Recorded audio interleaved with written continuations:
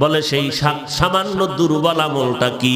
বলে একটা আল্লাহর ভিন্ন মাখলুক বিড়ালের ঘরের মধ্যে ঢুকাইয়া বেঁধে রেখেছে, নিজেও খানা দেয় না, ছেড়েও দেয় না, বিড়াল বাইরে গিয়া কোনো খানা খাবে।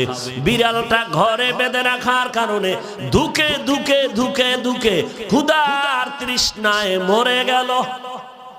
পয়গম্বর বলে, সাহাবায়ে কেরাম, আমার আল্লাহ বেজার হইয়া ওই আল্লাহর বান্দির সব নেক আমল বরবাদ করে দিয়েছে। আর এক আল্লাহর বান্দি জীবনে এমন কোন গুনাহ নাই, করে নাই, জীবন ভর গুনাহ করে করে সারা জীবনটাকে নষ্ট করেছে, কিন্তু একটা সামান্য নেক আমল করার কারণে আল্লাহ তার জীবনের সব গুনাহ মাফ করে দিলেন। বলে কি সামান্য নেক আমল কি? ওই একজন গুনাহগার বান্দি একদিন রাস্তা দিয়ে হেঁটে যায়।